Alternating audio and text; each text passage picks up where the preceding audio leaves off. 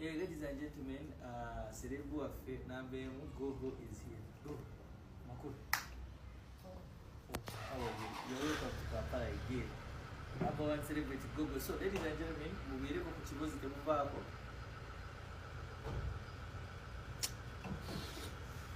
Abaganda bange ekiriwo bakedde kunkubira Gogo alabika atufuddeko.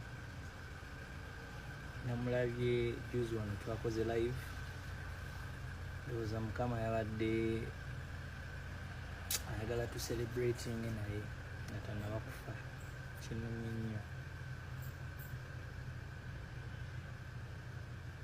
kyokka gyo nabaddeko live ne fit manager wa Gogo n'agezaako okunkubira naye ku makya bampadde amawulire gano gannaku bafaani ba Gogo bonna mu Uganda mumanye nti Gogo atufuddeko.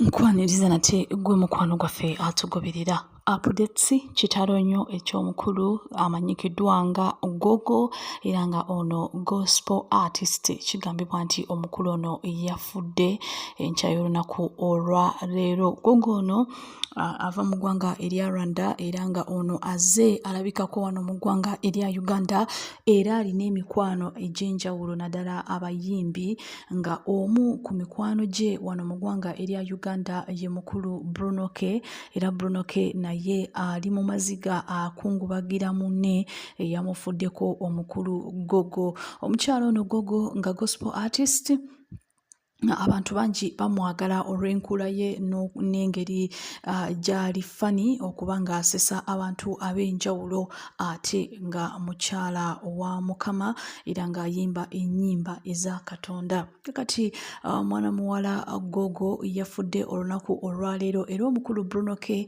avuddeyo mu katambi n'asaba omukyala ono okuba ng'awummula mu mirembe n'okuba nga awulira okunyolwa olw'okuba nti yafiiriddwako omuntu ono nga abadde mukwano gwe abadde fani abadde amusesa kwegamba babadde ba mikwano awamu ne bamaneja abagogo babadde nga bakwatagana bulungi n'omukulu ono Bruno K.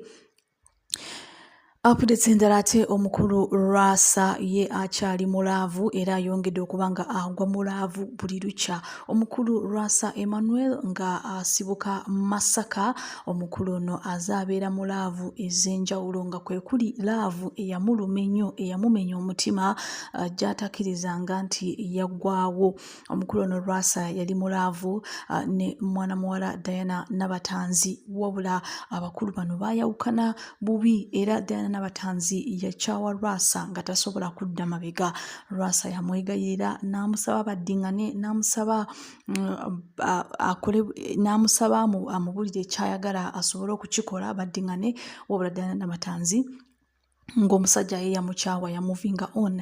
Kakati omukulu Emmanuel Rasa azaawasa abakyala ab'enjawulo azaanoonya abakyala ab'okuwasa wabula abasinga nga bwe bamaliriza okukyala oba bwe bamaliriza emikolo oba bwe nga bagenda otegeka emikolo nga eby'okubeera bona bikoma. Kakati omukulu Rasa yalabiseeko n'omukyalo omu nga bali mulaavu ey'ekimeemete nga bali mulaavu kagamba beeraga amapenzi nga balinga abapya mulaavu naye nga Rasa tumanyi bulungi nti musajja azaabeera mulaavu ez'enjawulo naye nga ayawukana n'abakyala abo bazaabeera nabo mulaavu era Rasa abasinga bamubbako ssente ne bagenda nga tujjukira bulungi nti laavu gye yasembayo okubeera ey'omukulu Angel baayawukana wabula oluvannyuma Angel agezaako okulaba nga addira Rasa baddiŋŋane wabula ebintu tebyatambula bulungi. Kakati ababiri bano Rasa n'omukyala omupya balabiseeko mu katambi nga beeraga laavu nga beeraga amapenzi kwegamba nga Rasa entunula ye ekakasa nti akantu kano ajja kuba ng'abeera nako akantu kano kandimukolera. Oluvannyuma lw'okuvaayo ku social media n'akaaba nga talaba mukyala nga yeekokola abakyala ng'agamba nti baafuuka bayaaye abakyala abasinga tebakyagala kuba nga bafumba mu maka abasinga babaagala ssente ate bazifuna ne badduka. Kakati Rasa okumala ebbanga eddene nga zaakaaba nga talina mukyala, bwe twogera yafunyeeyo eggaali empya, yafunyeeyo omukyala omupya era nga abakulu bano baalabiseeko mu katambi nga kwegamba okwemoola okuli wali ng'okakasiza ddala nti abakulu bano bo basazeewo okubanga ate laavu bagireeta mu public okulaga abantu nti bo laavu gye balimu eri nka ya kimemete. Stay tuned.